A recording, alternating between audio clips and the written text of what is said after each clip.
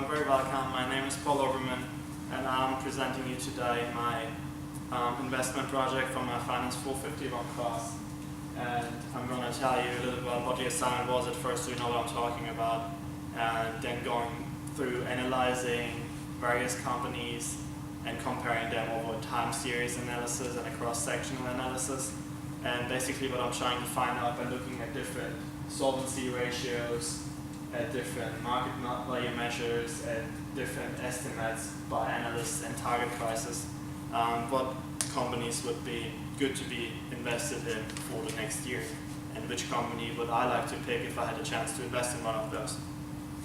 So the assignment was to analyze 5 different companies from 2 different, so it's 5 companies each for 2 different industries, and the ones I like to pick is I picked mass merchants and I picked hotel chains. So I'm looking for mass merchants at Big Lots, Costco, Dollar General, Target, and Walmart. And for the hotel industry, I'm looking at Hilton, Hyatt, Melia, Marriott, and Wyndham hotels.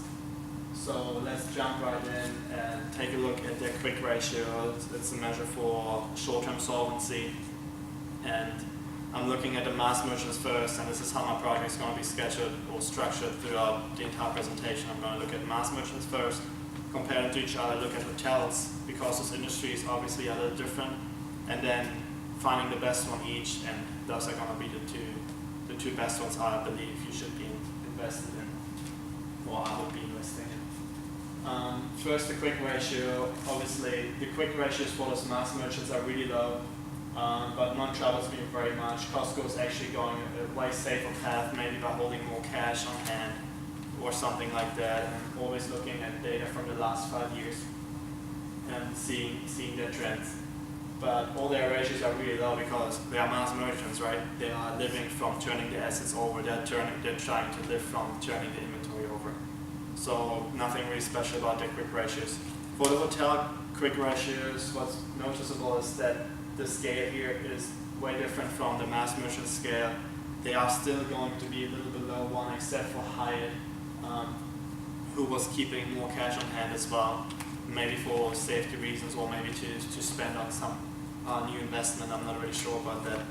And nothing that really troubles me here, but to say that the difference in 2 industries is here that hotels have a little bit higher quick ratio on average because they are not turning as much inventory over and they are not having as much inventory in their balance sheets. So next I'm looking at the leverage ratios, and I'm going to hold it short because it's going to come back in my DuPont analysis. The mass merchants are really not troublesome at all. They are all in a quite normal range between 2 and 3, which are quite low leverage ratios, so they're not taking on much more risk.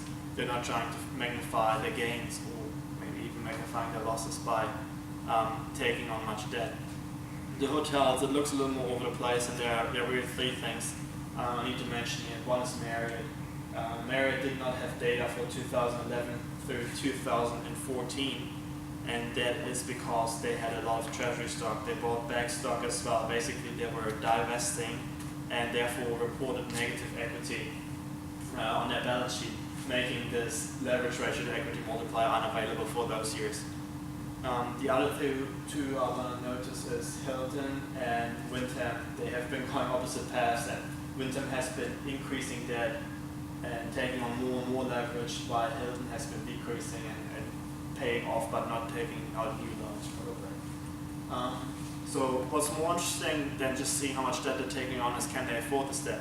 And I'm seeing that for the mass merchants, they all are easily able here to finance their debt, and especially Big Lots is doing a really good job. They're easily covering the interest expense. The only one that is looking a little strange here is Target. It hits 0. But that's for a very simple reason as well, because they plainly did not report any interest expense in those years, which makes once again the times interest earn ratio not available. But other than that, Target's earnings were stable, so I'm not really worried about this either.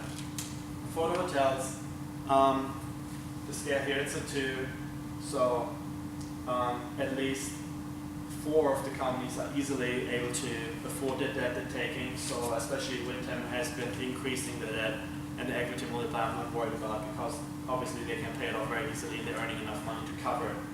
The only one that's a little troubling is Melia, who had in 2014 got really close to 1, so basically almost losing all their EBIT into interest expense. So I really want to look deeper into if India is doing a good job with how much interest expense they're taking on.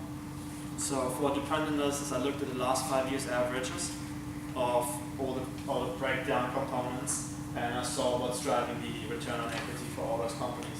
And what I see for the mass, which is the Target and Costco are taking on the most debt here, why not, or the most risk, while not producing any higher return on equity than the other ones. So looking at this dependent analysis, I'd rather be going with Big Lots or Walmart because they are really doing good jobs with their operating margins. So seeing how much they're using cost-effective strategies, how well their managements are doing, and how well they're turning their assets over. So those two numbers here and all the numbers here that's above 5 seem to be really good as a measure here. For the hotel chains, it seems that in general they're a little more over the place, and that they are obviously, compared to the mass merchants, turning their assets less over. The hotels, they're not having as much inventory to turn over, so asset efficiency might not be as big of a deal for them, but I'm still going to look at the operating margin to tell me how well their management is doing. And I see that really Hilton, Melia, and Wyndham are using the most cost-effective strategies, creating a lot of sales, but also holding costs down, giving them a high operating margin, and allowing them for really high return on equities. What's the price-earnings ratio for mass merchants? Well, I'm shooting for 15, which is a rule of thumb, and any number higher than that might tell me that the stock is overpriced.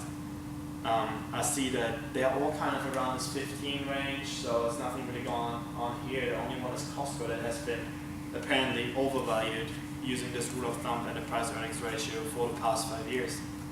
The hotels, on the other hand, seem a little more over the place again, and it seems like Hilton and Melia had some trouble here, and this is messing my graph up once again because those 2 years are not really troubling. It's just that Melia and Hilton both had negative earnings in those years, making earnings negative in the denominator and making the whole thing negative, and therefore not really significant.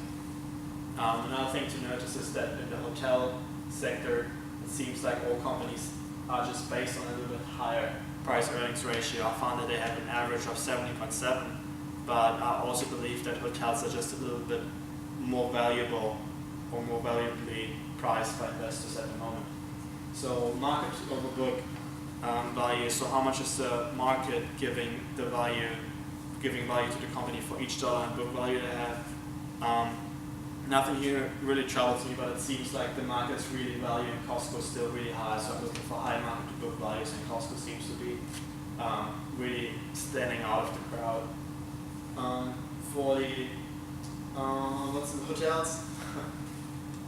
They are Wyndham, which is kind of the same as Costco, that seem being doing really well, while Marriott seems to have some trouble, but it's once again Marriott had been reporting negative equity in those 4 years because of divestments, which made this ratio negative. So I would probably just be ignoring this one because it's not really significant to look at the market to book values here. The historical economic value added, so looking at how much additional value those companies were able to add over their weighted average cost of capital. I see that on average over the last 5 years, really Big Lots and Walmart and maybe Dollar General were the 3 companies in the mass merchant sector that were able to create the most additional value to investors. While in the hotel sector, it seems like all those numbers are much lower and some are really negative, but this is Marriott again, producing this high negative number because of negative earnings. And basically having a negative return on invested capital, making the spread even more negative, giving this negative 800%, which is unrealistic really.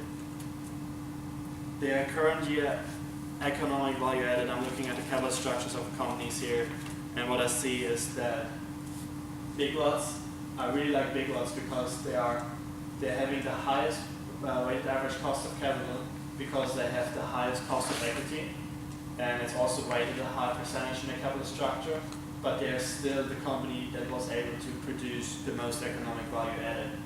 For the hotels, it seems like they're all not really adding any economic value over their working average cost of capitals, except for Winter, who really stands out of this crowd. Next, I'm looking at enterprise values, and I'm doing a multiple comparison, and I'm seeing that something that's between the two sectors I really see is that the enterprise value over EBIT and the enterprise value over sales are much lower in the mass merchant industry than they are in the hotel industry. So that's really all I can read from here, unless I spend hours on reading those numbers. So I looked them at the graph, and once again you see how the economic value added this little brown graph, and the enterprise value over sales is much higher at the hotels on average than it is for the mass merchants. All of them though, once again, the hotels are by the market just valued a little bit higher right now, which really just makes up for this higher enterprise value. So basically they have more value to be paid for once somebody wants to take them over, giving me the enterprise value and making all those enterprise value multiples just higher on average than they are for the mass merchants. Next, one of my last months I looked at the supply chain, and the only thing that stood out here is that Dollar General gets 7% of the inventory from PepsiCo and another 7% from Procter & Gamble, which creates a somewhat high dependence for Dollar General on those two companies, which obviously brings a lot of advantages too, like cost discounts, reducing the cost because it's easy to manage the operating management system and the information systems maybe, and maybe PepsiCo and Procter & Gamble are giving them some discounts as well, which I really like as an investor. The thing I don't like is that if one of those companies like PepsiCo or Procter & Gamble should be doing badly or would quit trading with Dollar General or supplying them, Dollar General would be in trouble. But both of those companies should be fairly stable, and I'm not really worried even though they're 7%. All other companies seem to be very well diversified and not really troubling about the supply chains. The next thing, and it's probably the thing I looked at most to look at what am I thinking as an investor from an investor's perspective, who am I going to invest in? I'm looking at the 12-month target prices for all those companies, and I did 3 different ways. I used an own estimation using their adjusted earnings per share and backing out the price using their future price by using their recent earnings. I'm also looking at a dividend discount model, giving me a price here, and I'm looking at Bloomberg's target prices. And what I did, I averaged them all and I tried to find the differences, but as you can see, some of my estimations or even the dividend discount model estimations were pretty kind of far away from a realistic price range, so it didn't really make sense. But seeing this, it seems like the ones that stand out are Melia, which I actually valued lower using a price and earnings, but that's valued by the dividend future expected cash flows, and by analysts really much higher than all the other companies. And the same thing goes for Costco and Dollar General, and maybe even Big Lots, because Big Lots really takes a big hit because my estimation is so low. But those other ones, they seem to normally think that those companies will be appreciating over the next year and be a good investment. So what do analysts think? Analyst opinions on Bloomberg are basically separated into buys, holds, and sells, with hold being a 3 ranking, buy being a 5 ranked as a maximum, and sell being a 1 with meanings right now you don't want to keep it at all. So that gives me a consensus rating on looking at the closer it is to 5, the more they're recommending to buy, the closer it is to 1, the less they're recommended to buy, they want you to sell it rather. And with 3 being just hold the stock. So normally they should be in a range between 2.5 and 4 maybe, but the ones that seem to be valued higher are Costco and Dollar General here. And for hotels seem to be really in trend, except for Hyatt, who is mostly a holding decision, but a little bit of a selling decision as well. So those companies that have a 4 here, I'm really thinking, okay, the analysts thinking the 12-month target price is high and you're going to earn a high return by those stocks, and I'm really liking those companies. In conclusion, for hotel chain, I decided on thinking that Windham would be the best buy from an investor's perspective right now, because they have, using all my different valuation methods, including what analysts think, an 11 to 30% expected appreciation in the next year, and a consensus rating of 4.33, really recommending me to buy it right now.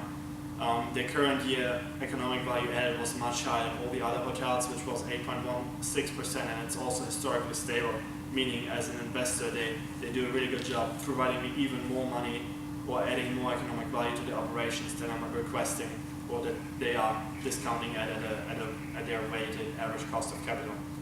They also have the highest market to book value and an average PE ratio, telling me that they are valued highly but probably not overpriced at the moment, so it will be a good time to buy.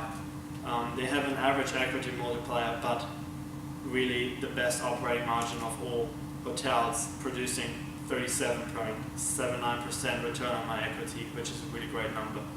They increased leverage steadily over the last 5 years, but we also saw that they are easily able to take those debt on, and probably, hopefully, if they keep doing what they're doing, increase the value of their company and therefore increase my shareholder wealth.